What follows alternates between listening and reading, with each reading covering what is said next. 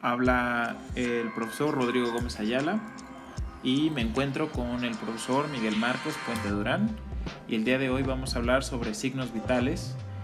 Este es un video hecho para la licenciatura de Enfermería y Obstetricia, específicamente para los grupos de fundamentos de enfermería. ¿Cómo estás, Miguel?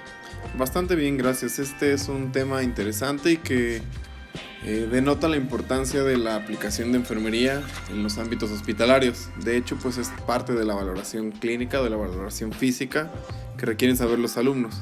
Así es, y espero que abordemos un tema fundamental en enfermería,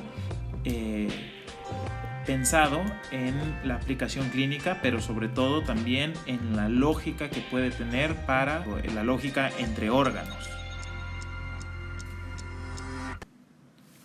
Sería importante iniciar pues definiendo qué son los signos vitales. Estos son considerados como el reflejo de las funciones esenciales para que el ser humano pueda mantener la vida.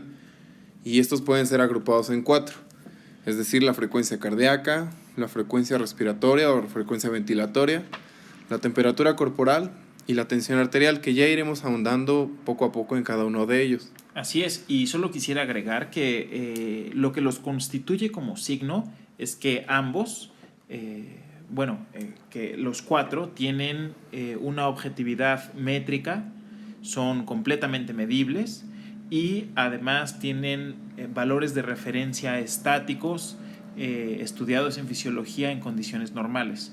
Esto los vuelve un signo objetivo y no un síntoma. Y ahora que hablabas de valores continuos o valores que ya están establecidos, de hecho, al menos para esta presentación ahondaremos en aquellos que son para el adulto, al menos los valores normales en un adulto sano. Así es. Pues iniciando por la frecuencia cardíaca, puesto como FC en algunas notas de enfermería o registros médicos.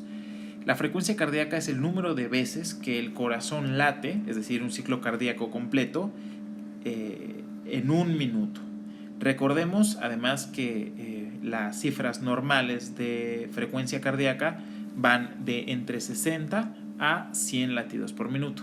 Y consideremos que un ciclo cardíaco, no solamente corresponde a la acción mecánica, sino también a la acción eléctrica, que realmente es lo que determina la acción mecánica. Como un apartado, recordemos el sistema de conducción eléctrico, que está compuesto esencialmente por cuatro partes: el nodo sinusal, el nodo auriculoventricular, el haz de His y las fibras de Purkinje. Y de ellos, el nodo sinusal es el que determina este valor que tú comentabas, de 60 a 100 latidos por minuto. Así es, eso se ve traducido en las funciones mecánicas del corazón, que se pueden dividir en su porción más general en un momento diastólico o de llenado cardíaco y un momento sistólico, es decir, de eyección de la sangre.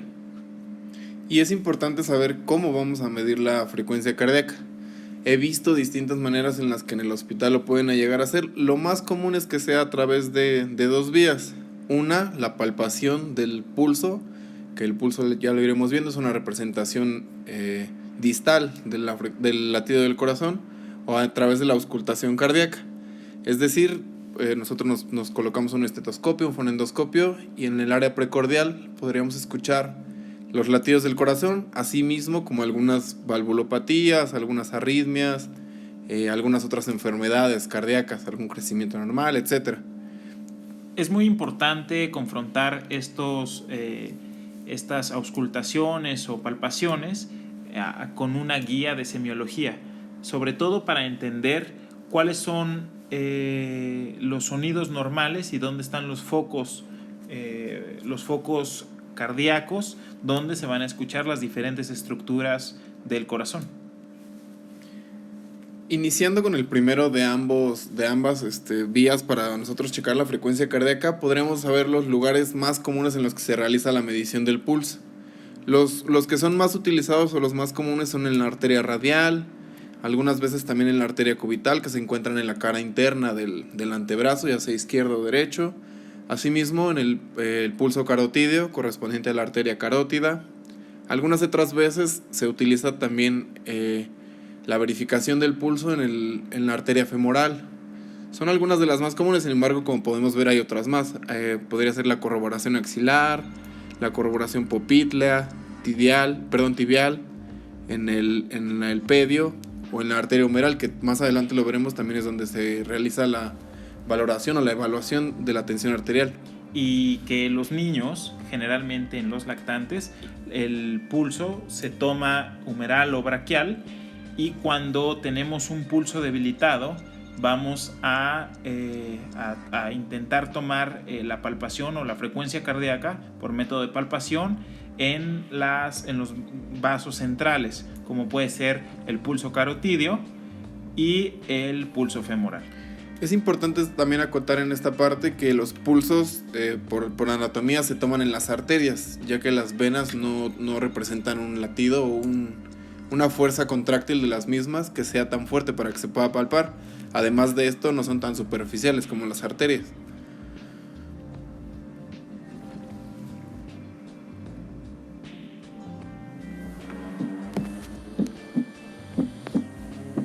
Esto que escuchamos de fondo es el S1 y el S2. El S1 y el S2 son los ruidos de los ruidos cardíacos, es decir, los ruidos valvulares, y estos ruidos valvulares son los que hace la sangre cuando golpea contra las válvulas, ya sean semilunares o las válvulas auriculoventriculares. El primero de los ruidos, el S1, corresponde al choque de la sangre contra las válvulas semilunares, es decir, la aórtica y la pulmonar, y el segundo ruido, es decir, el S2, corresponde al sonido que hace la sangre en su choque contra las válvulas auriculoventriculares, es decir, la válvula tricúspide y la válvula mitral, que se encuentra a la izquierda, en la porción izquierda del corazón, y la tricúspide en la porción derecha del corazón. Y encontraremos en algunas bibliografías que estos ruidos se pueden representar como loop-dub, es decir, loop correspondiente al primer sonido y dub que pertenecería al segundo ruido. Si ustedes colocan el estetoscopio en el área precordial, sería algo muy similar a lo que escucharían. ¿Cómo encontrar o cómo definir el área precordial? Bueno, lo podemos hacer a través de los focos de auscultación cardíaca. Como bien mencionaba Rodrigo, el ruido que se genera es a través del golpe que da la sangre al cierre de las válvulas. Para que nosotros podamos auscultar las diferentes válvulas o las 4 válvulas que se encuentran en el corazón, lo podremos hacer a través de los focos de auscultación. En el caso de la válvula aórtica, da una representación del sonido en el segundo espacio intercostal de la línea paraesternal derecha, que representaría el sonido normal de la válvula aórtica. Siguiendo con las semilunares, la válvula pulmonar se escucharía el ruido cardíaco o el ruido valvular en el segundo espacio intercostal de la línea paraesternal izquierda. Y bueno, la válvula tricúspide, que recordemos que el corazón no se encuentra perfectamente como en las representaciones de modelo anatómico, es decir, este corazón en forma de pirámide está laterizado. Vamos a encontrar la válvula tricúspide en el quinto espacio intercostal de la línea paraesternal izquierda. Allí es donde vamos a escuchar el golpe de la sangre valvular, el golpe de la sangre contra la tricúspide. Y bueno, recorriéndose en ese mismo quinto espacio intercostal, pero de la línea media clavicular, podremos escuchar un reflejo de sonido de la válvula mitral. Puede costar un poco de trabajo escuchar la válvula mitral, sobre todo porque se encuentra al fondo del corazón. Si nosotros uniéramos estos 4 puntos, esto correspondería al área precordial. Es decir, ya sabemos dónde podríamos situarla ya en un tórax de algún paciente en la aplicación clínica. Así es, y es muy importante saber auscultar bien un corazón para poder hacer determinaciones sobre los soplos cardíacos y las válvulas que se encuentran afectadas en nuestros pacientes. Y es así como podemos llegar a los valores normales que están divididos por grupos etarios, es decir, por los grupos de edades. Como mencionábamos, al menos en este video vamos a hacer principal énfasis en la frecuencia cardíaca en un paciente adulto, que sería de 60 a 100, que como mencionábamos también está dado por el nodo sinusal, por el sistema de conducción eléctrica. La conducción que envía el nodo sinusal va de 60 a 100 que serían los latidos correspondientes, los latidos normales. Y bueno, podemos ver el aumento de la frecuencia cardíaca en los niños de 9 años para abajo y el descenso significativo de la frecuencia cardíaca para atletas.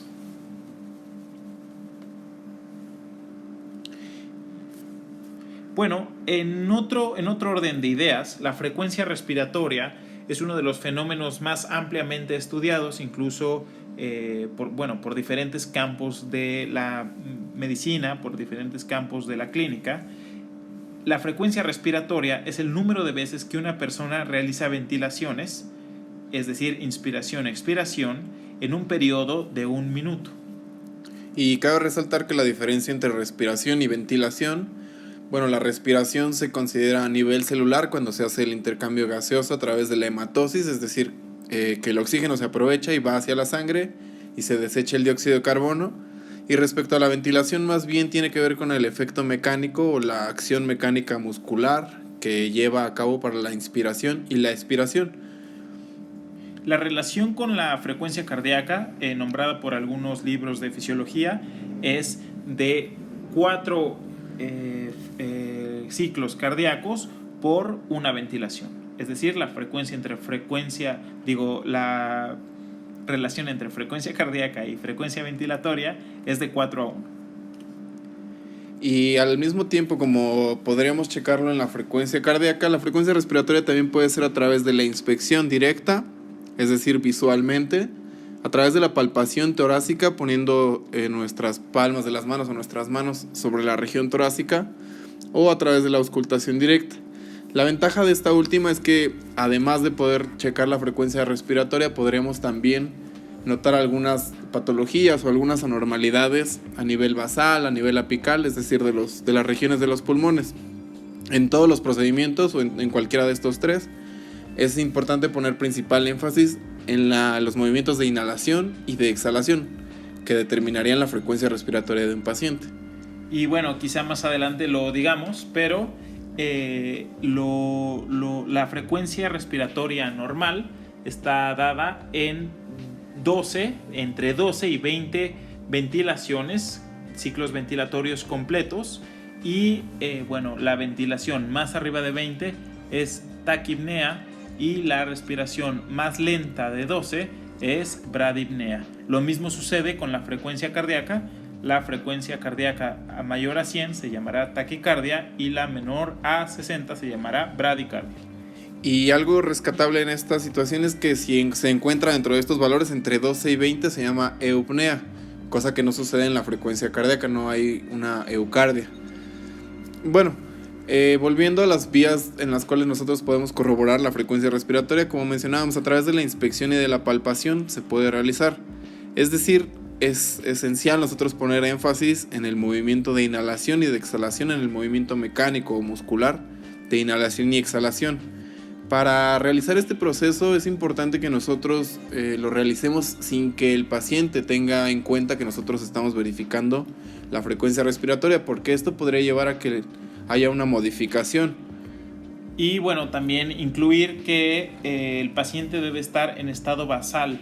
Si el paciente de pronto viene corriendo de la calle para llegar a la consulta y se le toma la frecuencia respiratoria o ventilatoria, pues encontraremos cifras de aumento en estas frecuencias. Por eso tiene que estar por lo menos con 10 minutitos de descanso.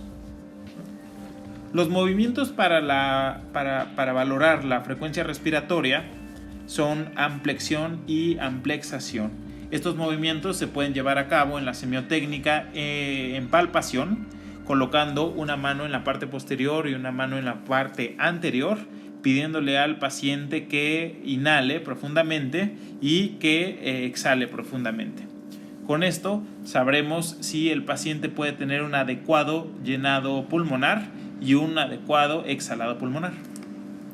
Eso en cuanto a la amplexión, pero hablando de la amplexación, se puede dividir en 3 momentos: la amplexación superior, inferior y media. Como vemos en el diagrama, está dividida por letras.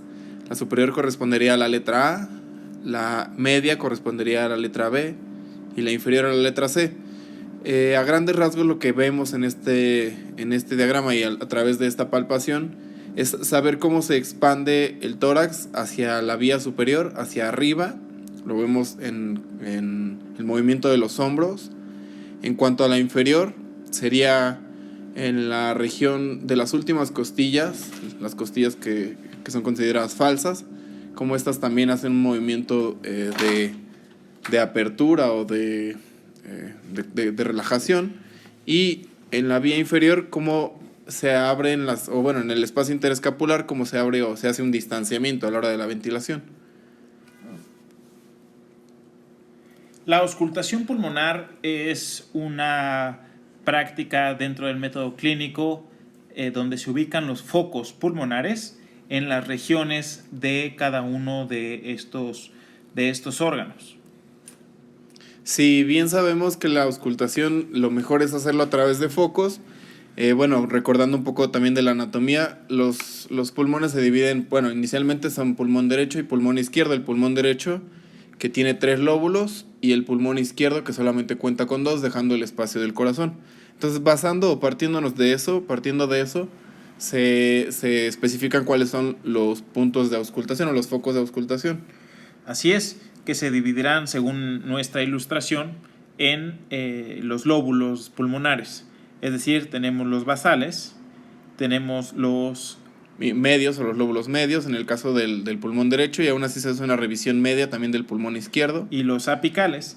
Y la bibliografía de exploración física indica que se le solicite al paciente que inhale profundamente y que exhale. Esto solamente estamos iniciando una auscultación posterior, porque también lo podremos realizar a través de la auscultación anterior. Y, recuerden que la auscultación siempre debe de ser estetoscopio contra piel y no a través de la ropa, porque podríamos estar escuchando sonidos que no están directamente relacionados con el pulmón. Como mencionábamos, también la secuencia de auscultación anterior depende de la parte del pulmón que se quiere verificar. Aquí, como podemos ver en el diagrama, se rescata el número 3 y el número 4, que corresponde a las bases o las partes laterales que ya habíamos visto en la porción anterior. Y partimos de los números nuevos, que sería el 11, 12, 13, 14 hasta el 18. El orden que llevan sería similar. Empezamos explorando o auscultando las bases o la parte del lóbulo inferior, siguiendo hacia arriba en acción ascendente hacia la parte media. En el caso del pulmón derecho es el lóbulo medio, y finalmente hacia las ápices o hacia los ápices. Hay algunas patologías que podrían modificar esto ya lo irán ustedes escuchando, practicando durante sus prácticas hospitalarias, pero si se asienta demasiado líquido en las bases, se puede escuchar algunos ruidos anormales, distintos que si escucháramos esta misma patología, pero en las ápices o los ápices.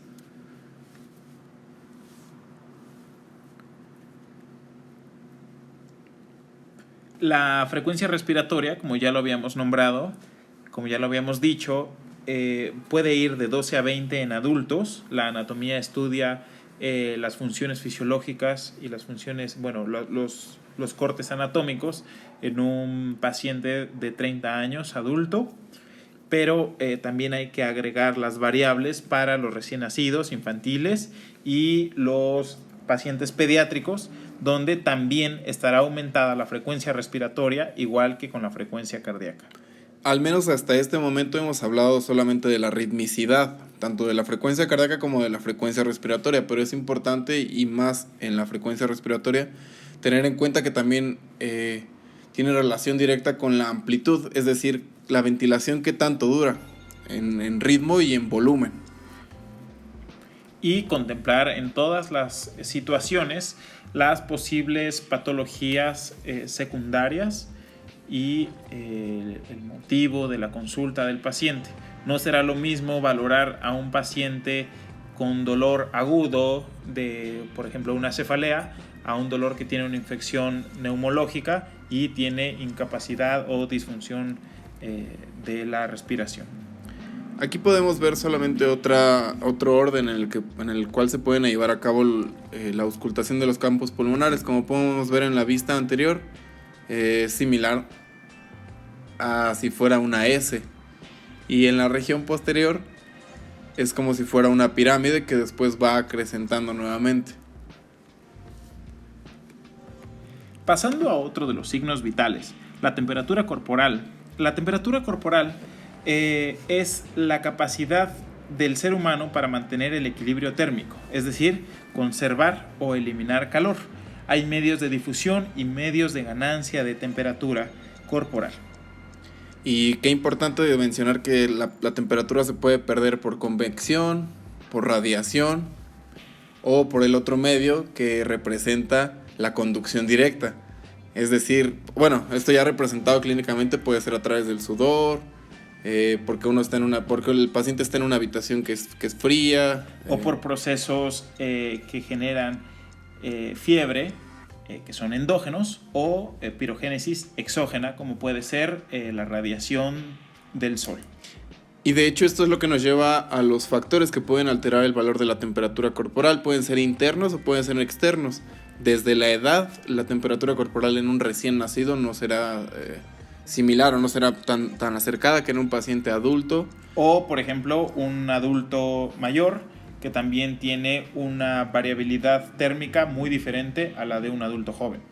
La hora del día, el sexo, es decir, si es de género masculino o género femenino.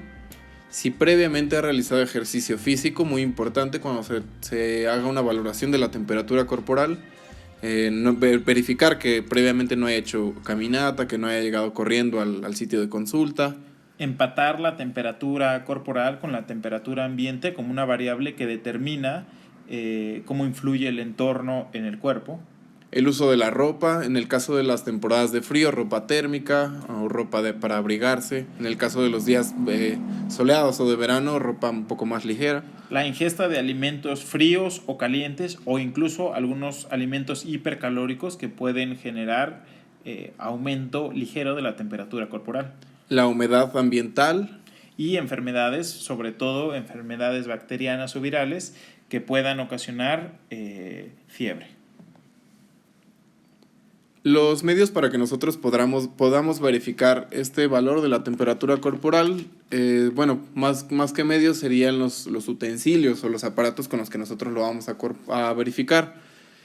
Actualmente han salido más aparatos que son digitales, que pueden funcionar bastante. Sin embargo, es importante pues comentar que originalmente los termómetros de mercurio eran con los que se llevaba a cabo la medición de la temperatura corporal. Independientemente de estos dos, se puede, si es digital o si es de un termómetro de mercurio, se puede checar o se puede medir la temperatura a nivel axilar o en la región axilar, la temperatura oral, también la temperatura óptica, que es más común con un termómetro digital, la temperatura rectal y la temperatura a través de la luz infrarroja, de estos nuevos mecanismos infrarrojos que también detectan la temperatura de un paciente. La temperatura es un valor que es dinámico y dependerá de muchas variables. Incluso es estudiado en física por la termodinámica, aunque hay que resaltar que la fiebre aguda en adultos es una temperatura corporal por encima de 37.8 grados centígrados si se mide por vía oral y de 38.2 si se mide por vía rectal, o una elevación superior a los valores normales diarios de la persona en el ambiente o con todas las variables que ya hemos mencionado antes. Y algunos ejemplos gráficos de estos termómetros que les comentaba. En el primer caso es un termómetro digital que puede ser utilizado para tomar la temperatura axilar. En el segundo caso sería un termómetro, el segundo y el tercer caso sería un termómetro por infrarrojo. El primero, la diferencia entre uno y otro, el primero se puede hacer la medición óptica, es decir, a través del canal auditivo. Y el tercero es infrarrojo, pero funciona a nivel dérmico, ni siquiera se pone en contacto directo con el paciente. Y finalizando, pues el clásico termómetro de mercurio, el cual contiene mercurio, que de ahí parte que se utilice un poco menos, y indica la temperatura corporal. La variabilidad o la facilidad de este termómetro es que tiene más aplicaciones dependiendo de su punta. De hecho, los podremos encontrar con estos tres tipos de punta, es decir, de punta larga, de punta corta y punta de pera. Los últimos dos son más utilizados para checar la temperatura o para hacer una medición de la temperatura a nivel rectal.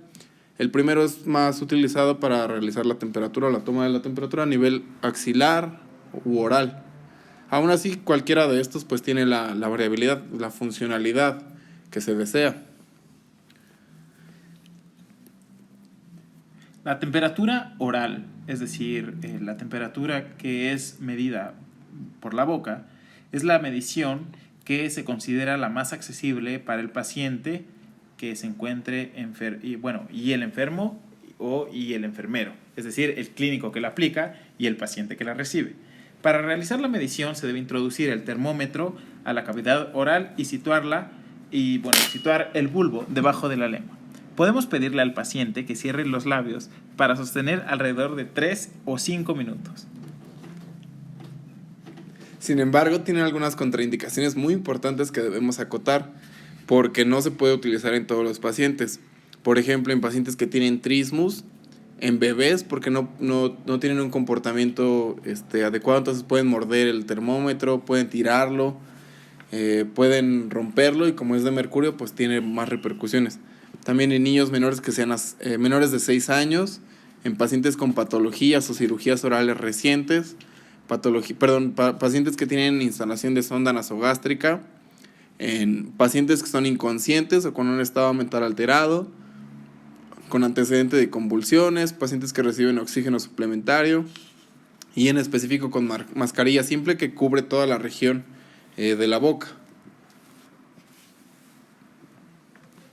La temperatura axilar, que es la más común para valoración en los centros hospitalarios o en las clínicas, además de ser la más cómoda, es la más segura. Sin embargo, no es una medición completamente exacta. Se pide al paciente que eleve su brazo para colocar el termómetro, teniendo en cuenta que el bulbo se sitúe en la región media axilar. Se mantiene el termómetro de 3 a 5 minutos. Respecto a la temperatura rectal, esta es considerada la medición más exacta por ingresar a una cavidad en el cuerpo, y para realizar esta medición se introduce el termómetro aproximadamente 2 centímetros o hasta que notemos que el bulbo haya sido introducido completamente. El bulbo es esta parte final del termómetro de mercurio, y es oportuno sostener el termómetro durante el procedimiento en un tiempo alrededor de 3 a 5 minutos. Este está indicado en pacientes que sean menores a 6 años. De hecho, es muy común que se vea en niños, en recién nacidos, este tipo de toma de temperatura corporal, porque los esfínteres el control de los esfínteres es distinto al de un adulto, del esfínter rectal o anal. Está contraindicado en pacientes que tengan cirugía reciente o trastornos rectales. Asimismo, en pacientes que tienen yeso en la región pelviana o en algunas extremidades inferiores, que impediría la toma de este valor. Bueno, y solo para ir concluyendo la temperatura corporal, quisiera agregar que en un periodo de 24 horas se puede producir una oscilación de la temperatura de los niveles más bajos en las primeras horas de la mañana hasta los niveles más elevados, pero siempre habrá una variación de 0.6 grados centígrados. Generalmente el centro termorregulador del hipotálamo mantiene la temperatura interna entre los 37 grados y los 38. Sobre los 38 se llamará hipertermia y por debajo de los 37 hipotermia. Sobre los 38 también se le puede encontrar como fiebre. Y bueno, generalmente la fiebre aparece cuando se produce un aumento del termostato hipotalámico. Recordemos que el hipotálamo es el centro regulador de la temperatura corporal, que desencadena una respuesta vasoconstrictora y desvía la sangre desde la periferia a fin de disminuir la pérdida de calor. A veces la fiebre puede ir acompañada de escalofríos para aumentar la producción de calor. Estos procesos continúan hasta que la sangre que baña el hipotálamo alcanza el nuevo nivel de termostato hipotalámico. Y si la temperatura se encontrase dentro de los niveles normales, también se puede utilizar el prefijo eu para referirnos a la eutermia, que es una condición normal. Y bueno, en general se puede dividir como pirógenos exógenos y endógenos, como ya lo habíamos mencionado, a toda aquella reacción o sustancia que pueda aumentar la fiebre o temperatura corporal. La tensión arterial se define como la cantidad de presión que se ejerce en las paredes de las arterias al desplazarse la sangre por ellas. Se mide en milímetros de mercurio y el utensilio es un baumanómetro junto con un estetoscopio. De hecho, son estos los ejemplos de los materiales que podríamos utilizar: el baumanómetro, también conocido como esfingomanómetro, y el estetoscopio que ya hemos mencionado, que también se conoce como fonendoscopio. También es importante tal vez mencionar el sitio más común para checar, para medir este valor, sería en la arteria braquial, que es una continuación de la arteria axilar. De hecho, para iniciar este procedimiento se hace una toma una palpación del pulso para que nosotros podamos ubicar dónde está la arteria braquial.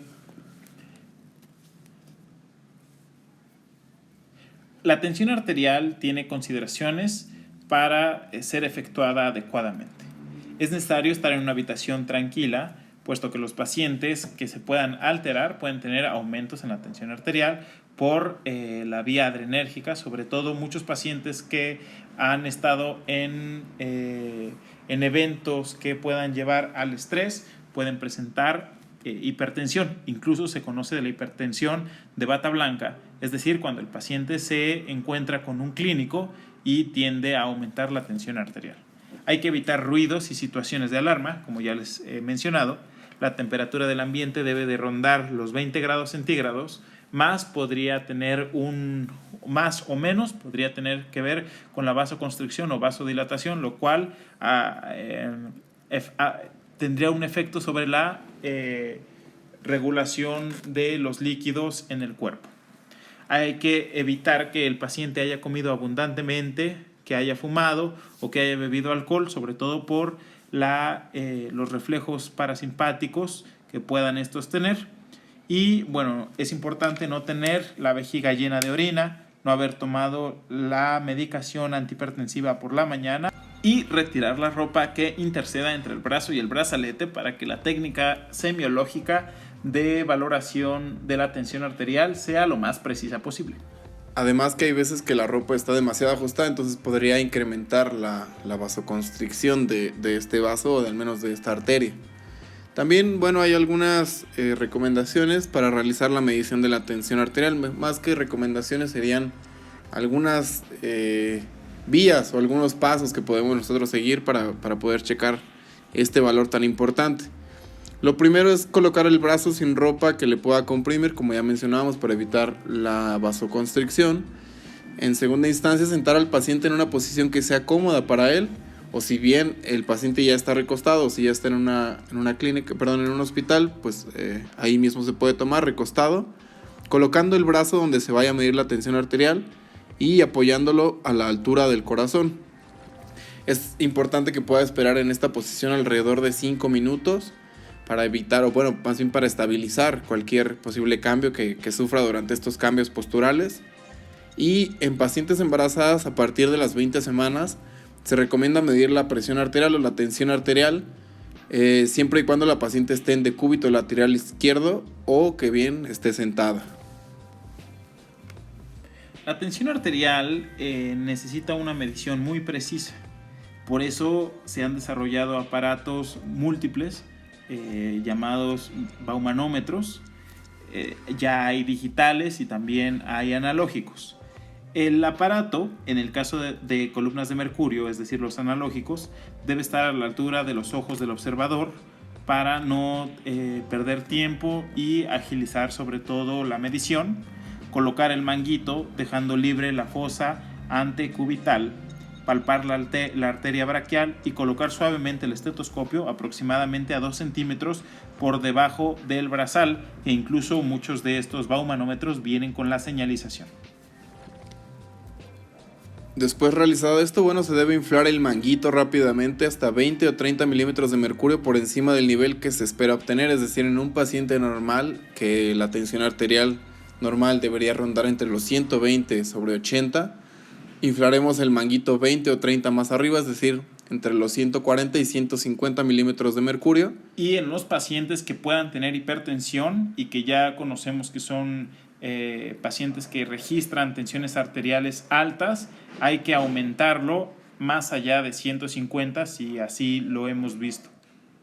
Una vez que hayamos inflado el manguito, también es importante desinflarlo para que iniciemos con la toma del valor de esta medición.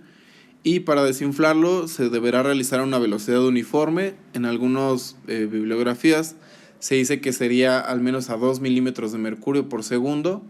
Ya dependerá esto de su capacidad, de su medio en el que pueden realizar esta toma. Y bueno, lo que vamos a escuchar en la auscultación son los ruidos de Korokov. Es decir, la primera aparición de uno de estos ruidos o sonidos indicaría la presión sistólica, y de ahí se irían desarrollando otros cuatro sonidos más. En cuanto llegue una desaparición del sonido, será la fase 5 o el ruido 5, que determinará la presión arterial diastólica o presión final. Como les mencionaba, normalmente esto varía entre un 120 sobre 80 milímetros de mercurio. Es recomendable que en la toma inicial de la tensión arterial sea en ambos brazos. Se debe encontrar una diferencia entre ambos, pero que no sea superior a 10 milímetros de mercurio. Si hay una variación más allá, se deben valorar las posibles causas y considerar como que la presión del individuo pueda ser más alta según esta medida.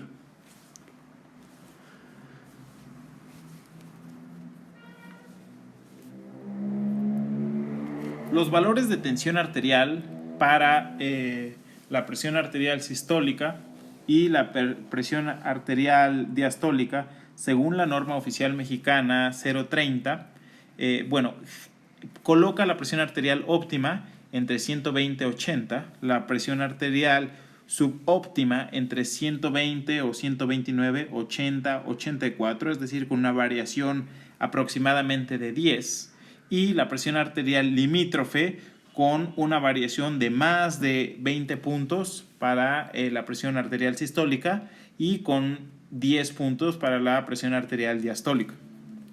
En el caso de la guía clínica o la guía de práctica clínica del Instituto Mexicano del Seguro Social, donde se habla del diagnóstico y tratamiento de la hipertensión arterial en el primer nivel de atención, los valores son semejantes, son muy acercados. Ustedes los pueden ver aquí en la gráfica. Lo óptimo sería que la presión sistólica sea menor a 120 y en cuanto a la presión diastólica que sea menor a 80. La presión normal entonces se consideraría entre 120 y 129, tanto la sistólica, y hablando de la diastólica entre 80 y 84. De ahí podríamos desglosar los valores de una presión arterial normal alta, hipertensión grado 1, hipertensión grado 2, etc. La clasificación de presión arterial, entonces, encontraremos que la hipertensión se puede dividir en estadios, ya sea 1, 2 y prehipertensión. Esto según la Joint National Committee para la Prevención, Detección, Evaluación y Tratamiento de la Hipertensión Arterial, colocando estas cifras. Es decir, para pensar en un paciente diagnosticado en estadio 1, la sistólica oscilará entre 140 y 159 con una diastólica de 90-99. Ahora que si revisamos la última actualización de la American Heart Association, nos dice que una presión normal o una tensión arterial normal debe ser sistólica, hablando sistólicamente, menos de 120, y en cuanto a la diastólica debe ser menor a 80. Se consideraría elevada si es de 120 a 129 en cuanto a la sistólica y que sea menor a 80 en la diastólica. De ahí derivan algunos otros rangos, es decir, tensión arterial alta o hipertensión nivel 1, tensión arterial alta o hipertensión nivel 2 y finalmente una crisis de hipertensión, que sería una situación que realmente representaría una emergencia tomando los valores de sistólicos más allá de 180 y los valores diastólicos más allá o más altos que 120. Con foco en la crisis de hipertensión, ya que podría ocasionar un evento vascular cerebral, podría ocasionar daño renal agudo y complicaciones para los otros signos vitales. Recordemos que un aumento de la tensión arterial generará un aumento del gasto cardíaco, por lo tanto, taquicardia. La taquicardia, por su relación 4:1 con los pulmones, podrá ser taquipnea, y todo este proceso, si conlleva una respuesta adrenérgica simpática, puede elevar la temperatura, puede haber diaforesis y complicaciones generales.